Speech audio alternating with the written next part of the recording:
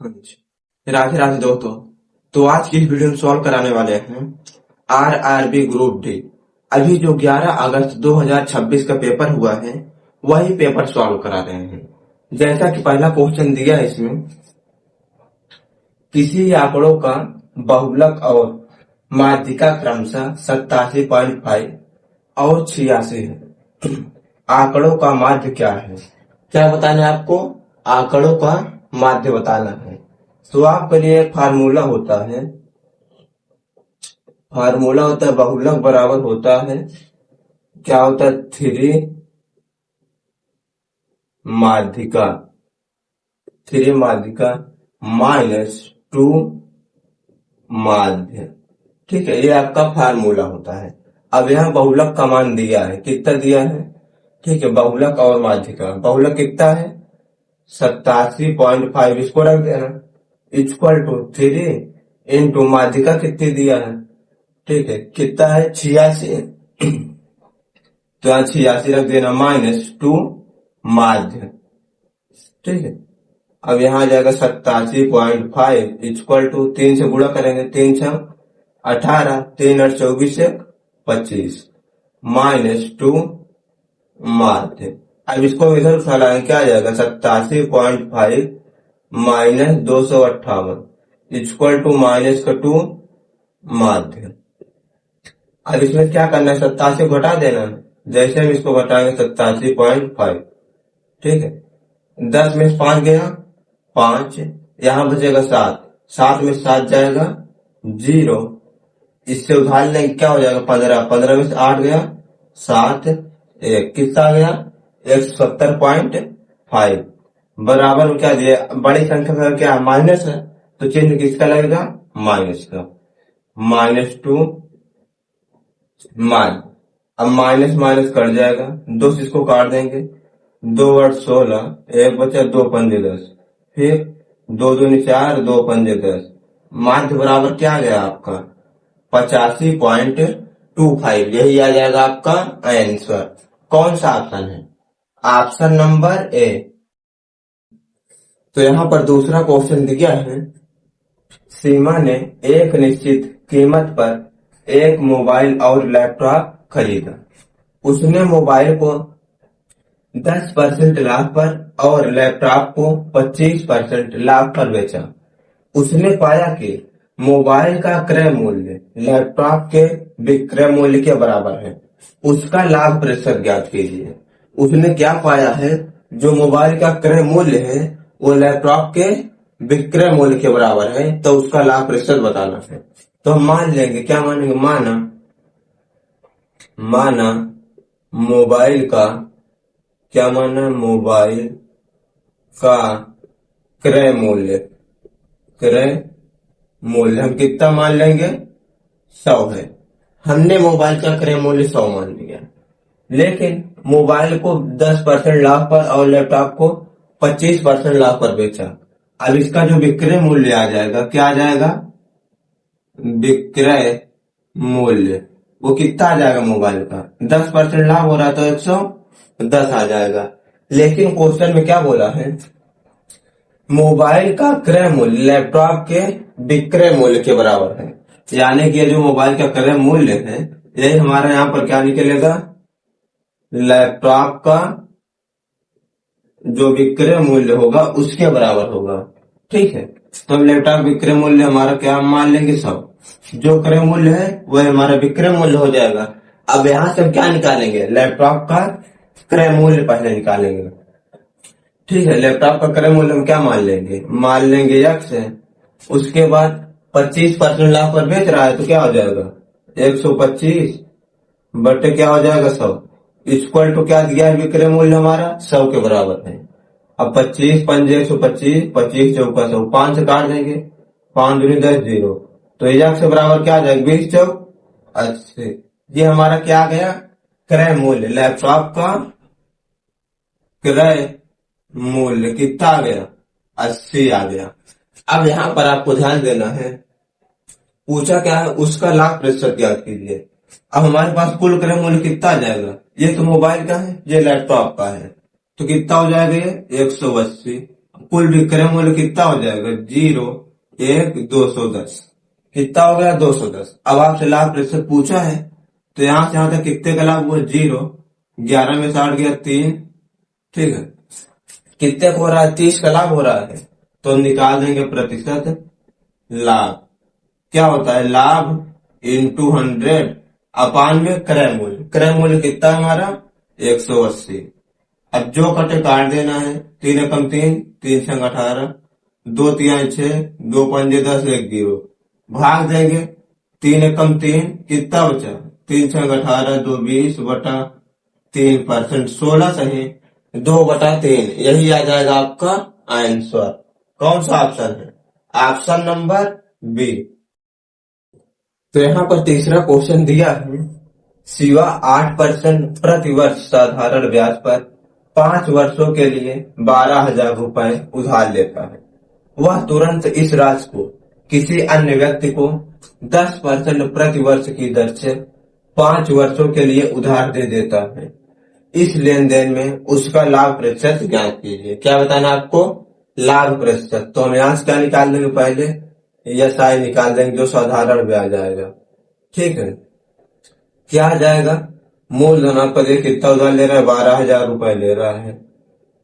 P का मान यहाँ पर दिया है, आर का मान 8%, समय कितना दिया है, 5 वर्ष, अपान में 100। अब जो कटे काट देना है, 2 0 2 0 कट जाएगा, इसका गुणा करा देना है, 8 पंजे 40, तो क्या आ जाएगा, 120 गुणे 40।